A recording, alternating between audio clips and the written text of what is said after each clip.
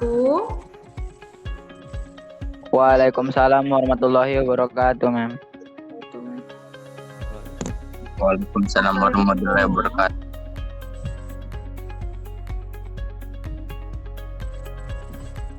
Alhamdulillah ya, kalian masih bisa tetap mengikuti pembelajaran kita.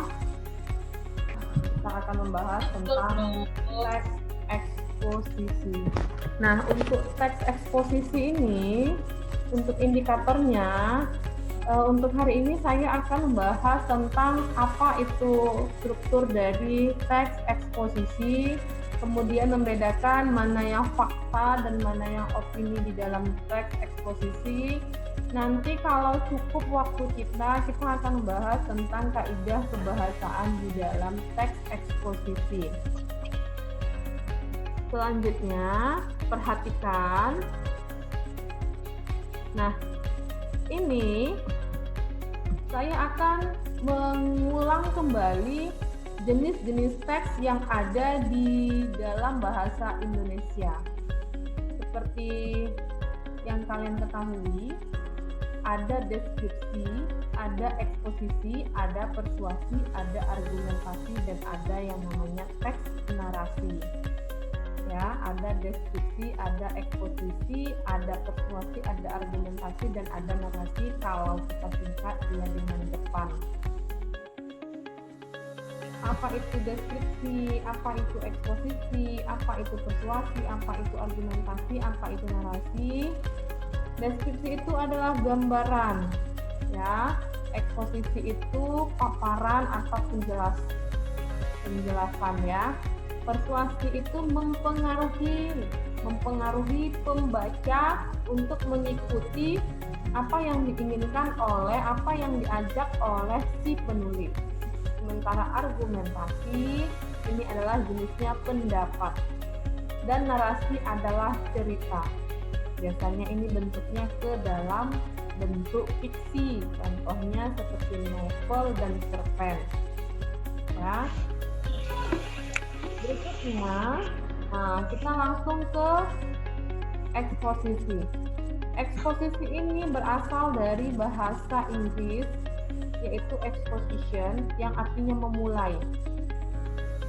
Ya, jadi dia diserap menjadi bahasa Indonesia, yaitu eksposisi. Mengekspos, memaparkan, menjelaskan. Nah, di ekspos ini, apa eksposisi ini? Teks yang bertujuan memaparkan informasi kepada pembaca atau pendengar. Ya, informasi.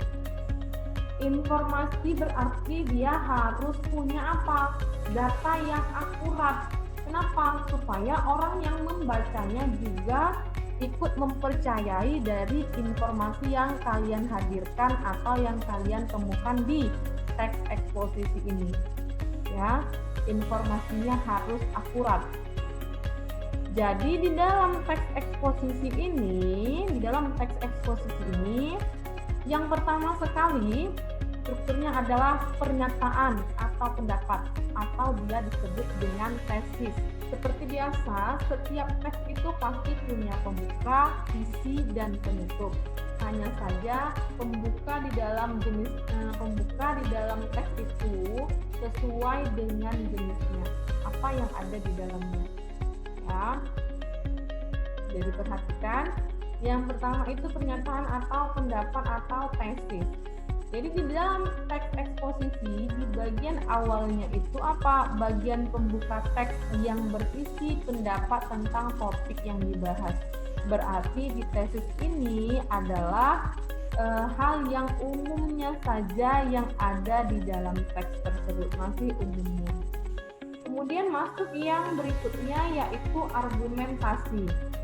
Argumentasi itu apa? Argumentasi adalah alasan yang digunakan penulis mendukung pendapat yang disampaikan pada tesis. Ya, jadi argumentasi itu adalah alasan, pendapat. Tapi pendapat di sini harus kalian hadirkan fakta dan datanya. Sehingga apa yang kalian informasikan, apa yang kalian berikan argumen pendapat di situ mereka mempercayai. Kemudian ada penegasan ulang. Nah, ini bagian terakhir. Apa itu penegasan ulang? Bagian akhir teks yang berisi pernyataan ulang yang telah disampaikan atau pernyataan penegas. Jadi ini namanya penegasan ulang, berarti mengulang dari pendapat yang sudah kamu hadirkan di bagian kedua dari teks ini untuk memperjelasnya, ya. Nah, berikutnya ini saya berikan sebuah teks eksposisi sesuai dengan strukturnya. Yang pertama, perhatikan ada di sini tesis. Dalam hal ini sebenarnya hukum yang ada di Indonesia sebagaimana yang telah diatur pada undang-undang telah secara tegas mengatur hukum berbagai pelaku tindak kejahatan. Ya, apa yang dibahasnya di sini yaitu hukum, keberadaan hukum yang ada di Indonesia. Nah, ini tesis ya. Namun realitanya sering kali terjadi ketidakadilan hukum yang merugikan orang banyak orang. Hukum boleh saja tegas, namun menjadi tumpul di hadapan koruptor. Nah, di sini masih membahas tentang hukum. Tetapi perhatikan di tesis ini dia sudah mulai memberikan pendapatnya. Ya, di sini dia sudah mulai memberikan pendapatnya. Masuk dia di argumentasi, bukan rahasia umum lagi bahwa para koruptor di Indonesia mendapatkan hukuman yang ditingkatkan masih tergolong ringan. Bahkan ada koruptor yang Nah, ini memberikan pendapat yang menguatkan dari tesisnya, ya, menguatkan dari tesisnya bahwasanya hukum itu sangat tumpul untuk koruptor. Jadi di argumentasi ini dia memperjelas kembali. Kemudian ada penegasan ulang. Jadi di penegasan ulang ini dia menegaskan kembali hukum di Indonesia itu bisa dikatakan hanya tegas di hadapan rakyat kecil. Sebut saja kasus yang pernah menimpa Nenek Asyani. Nah, penegasan ulang ini dia juga memberikan di sini data yang akurat sehingga orang yang membacanya akan mempercayai tulisan eksposisi dia ini. Kasus hanya karena diduga mencuri kayu, beliau terancam hukuman selama 5 tahun penjara. Sungguh tidak adil memang jika dibandingkan dengan hukuman yang akan diterima koruptor. Ini kalau saya ingat tentang Nenek Asyani ini, dia mengambil kayu dari warganya ya, dari tetangganya. Kemudian dia dilaporkan ke kantor polisi. Padahal dia mengambil kayu ini hanya untuk dia pakai sebagai kayu bakar. Ya.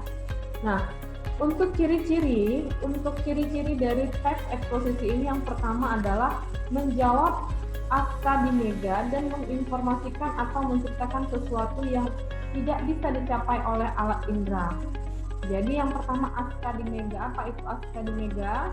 Masih ingat ya, 5W ditambah 1H. Atau kalau dia disingkat dalam bahasa Indonesia yaitu akademega.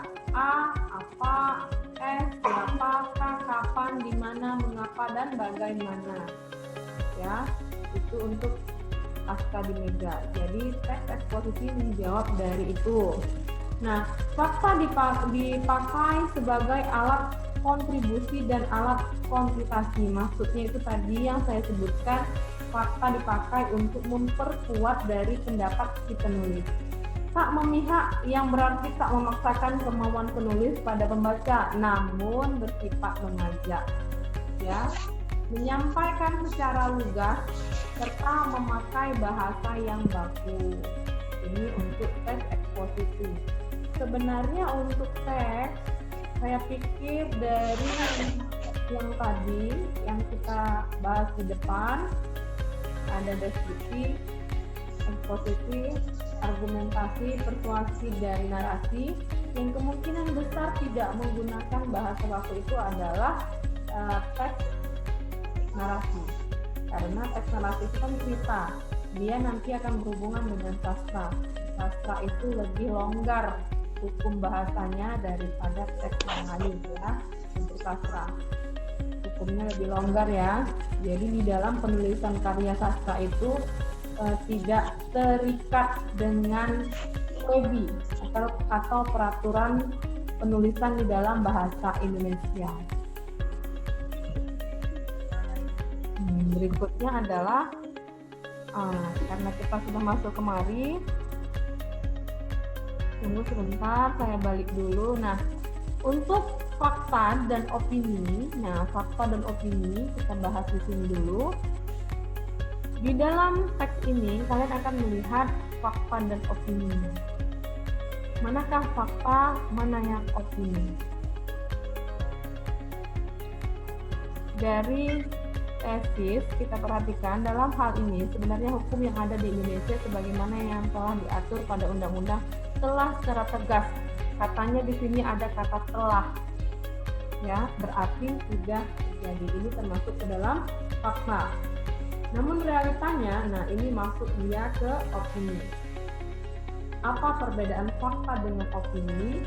Jelas, kalau dia fakta itu kalimatnya itu tidak ada keraguan di dalamnya, tidak ada keraguan. Kata-kata apa yang bisa menjadikan kalimat itu jadinya ragu? Misalnya jika, apabila, ya, jika, apabila. Nah, itu kan kata-kata yang merujuk pada keraguan. Keraguan itu berarti di dalam kalimat itu mengandung tidak mengandung fakta, belum tentu terjadi. Saya pikir untuk membedakan antara fakta dan opini itu cukup mudah ya. Nah, kalian lihat di argumentasinya bukan rahasia umum lagi bahwa para koruptor di Indonesia mendapatkan hukuman yang tingkatannya masih tergolong ringan, katanya. Ini masuk ke dalam opini. Seringkali, ini juga masuk ke opini. Ya, ini masuk ke opini. Nah, di penegasan ulang dia ke fakta. Dia membahas tentang kasus nenek Akyani. Nah, ini dia masuk ke dalam fakta. Ya. Untuk ini nanti dulu kaidahnya. Nah, masuk kita ke jenis-jenis teks eksposisi. Jadi eksposisi ini juga punya jenis. Yang pertama definisi, kemudian ada pertentangan, ada ilustrasi, ada proses, kemudian ada analisis, ada klasifikasi, dan yang terakhir adalah perbandingan. Dari nama jenisnya ini kelihatan bahwasanya ini adalah jenis teks eksposisi berdasarkan isinya ya, berdasarkan isinya. Coba kita perhatikan. Nah, ini contoh teksnya. Teks eksposisi definisi. Kan kita kemarin sudah membahas tentang kalimat definisi, yaitu menggunakan adalah, yaitu. Nah, ini adalah jenis dari kalimat definisi. Jadi kita sudah jelas nih melihat bahwasanya ini adalah teks eksposisi jenis definisi. Jahe adalah tumbuhan serbaguna. Tumbuhan ini memiliki banyak sekali manfaat. Di sini dia sudah memberikan informasinya mengenai si jahe ini. Salah satunya adalah bahan penyedap makanan. Masuk dia ke faktanya. Jahe bisa menciptakan rasa pedas pada makanan sehingga makanan akan terasa lebih nikmat. Ini sampai ke dalam buku ini. Hal ini dikarenakan jahe memiliki suatu senyawa yang berguna bagi tubuh manusia. Nah, inilah salah satu jenis teks eksposisi definisi, ya, salah satu contoh. Kemudian yang kedua yaitu teks eksposisi ilustrasi. Ya, ilustrasi. Kenapa dibilang ilustrasi? Menggunakan penggambaran sederhana atau bentuk konkret dari suatu ide. Ya, beda ya dengan deskripsi. Nanti dia kalau deskripsi lebih ke indera, ya, lebih ke indera dan perasa nanti kalau deskripsi. Apa yang dilihat oleh penulis, kalian akan melihat di dalam teksnya ya. Apa yang dilihat penulis itu akan dilihat oleh kalian di dalam tulisannya. Nah, ini contohnya teks eksposisi ilustrasi. Proses pembentukan energi di dalam tubuh manusia sama dengan proses kimiawi yang ada pada mobil. pada mobil bahan bakar yang berupa bensin atau solar dibakar sehingga menghasilkan energi listrik yang kemudian dirubah menjadi energi gerak yang bisa menggerakkan mobil. Nah, jadi di sini dia menggambarkan antara manusia dan mobil, ya, pembentukan energinya. Kemudian yang berikutnya adalah tes eksposisi pertentangan. Namanya juga pertentangan, berarti ada yang kalian pertentangkan antara dua hal. Berarti harus ada dua hal atau lebih yang diangkat di dalam teks ini. Olahraga jalan cepat bukanlah olahraga lari. Olahraga ini hampir sama dengan olahraga lari. Namun yang membedakan adalah olahraga ini selalu memungkinkan telapak kaki untuk menyentuh tanah. Sedangkan pada olahraga lari, ada kalanya kedua kaki tidak menyentuh tanah. Terlebih lagi, olahraga jalan cepat juga tidak memerlukan energi yang sangat besar jika dibandingkan dengan olahraga lari. Ini membandingkan mempertentangkan dua hal, yaitu lari dan jalan cepat. Berikutnya, perbandingan. Membandingkan dua hal. Letusan Gunung Krakatau bukanlah letusan paling dahsyat yang pernah tercatat dalam sejarah umat manusia. Berarti ada letusan yang lebih dahsyat, ya. Letusan yang terjadi pada tahun 1883 ini belum ada apa-apanya jika dibandingkan dengan letusan Gunung Tambora dan letusan Gunung Toba yang sangat dahsyat. Bahkan letusan Gunung Toba membentuk sebuah danau. Jadi diperhatikan, ini membandingkan. Berikutnya adalah teks eksposisi analisis. Apa itu teks eksposisi analisis? Proses memisahkan suatu masalah dari suatu gagasan utama menjadi beberapa sub-bagian, kemudian melakukan pengembangan secara berurutan. Nah, contohnya ini ya, sampah elektronik merupakan sampah yang paling kompleks dibandingkan sampah-sampah lain. Jadi ini kalian melakukan analisis di sini. Berikutnya adalah eksposisi klasifikasi. Namanya juga klasifikasi, berarti dia apa? Membagi-bagi, memilah-milah. Makanan yang kita konsumsi sehari-hari tanpa kita sadari terbagi menjadi beberapa kelompok. Jadi dia sudah membaginya, ya, sudah membaginya.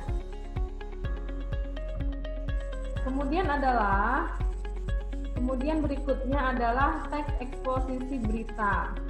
Ya, memberikan informasi dari suatu kejadian sering dijumpai dalam berita atau surat kabar. Contohnya ini, musim hujan puncak akan terjadi di bulan Februari 2016. Namun ternyata saat ini beberapa wilayah di Jakarta mulai tergenang banjir. Ini contoh teks eksposisi berita. Oke. Nah, kemudian untuk kebahasaannya, kaidah kebahasaannya, kita langsung di sini aja.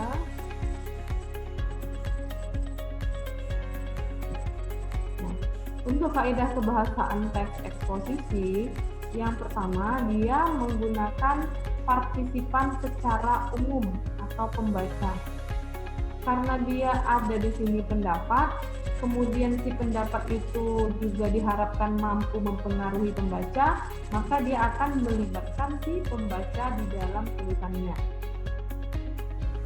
Kemudian kaidah kebahasaan si eksposisi ini menggunakan keadaan atau keterangan sebagai penekan kalimat, ya, penekan kalimat untuk mempertahankan si pendapat itu, ya.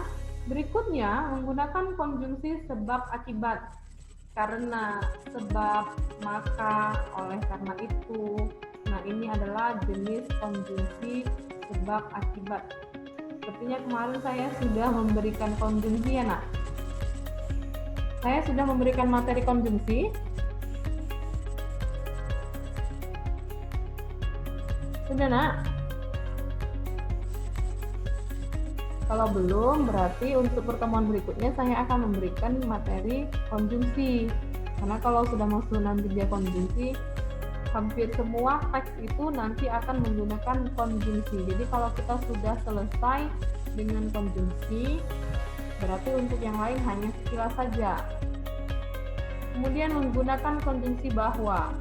Dan yang terakhir adalah menggunakan nominalisasi atau kata benda yang asalnya bukan kata benda. Jadi ini apa?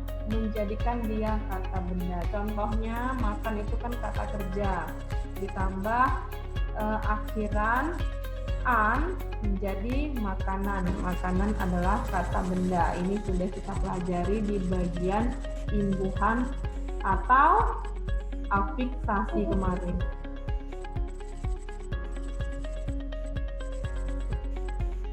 Ini ya contohnya ya.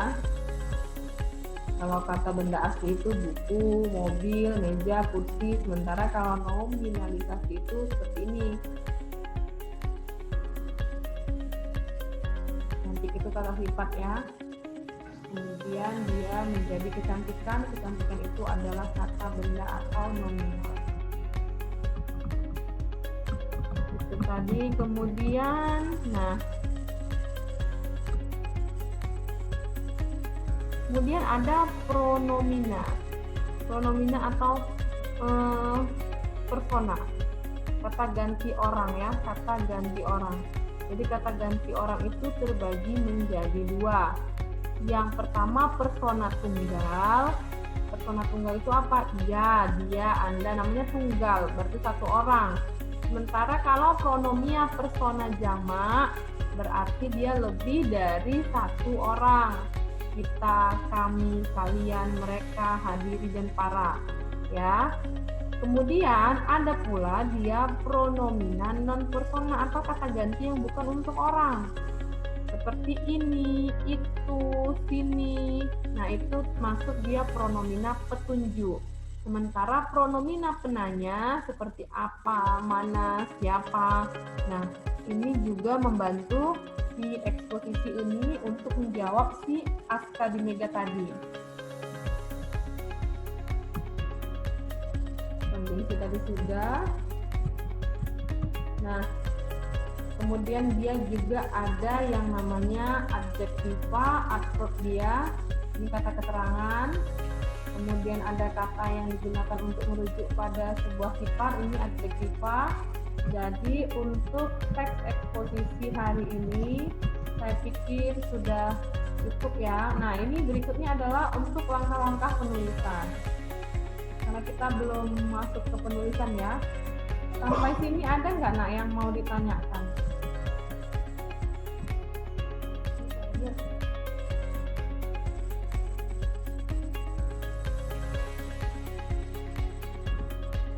Ada nggak yang ditanyakan?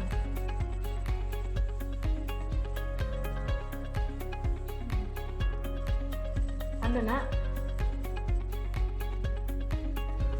Kalau nggak ada, biar kita tutup aja nih.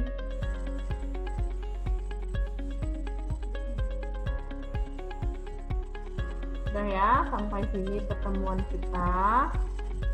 Assalamualaikum warahmatullahi wabarakatuh.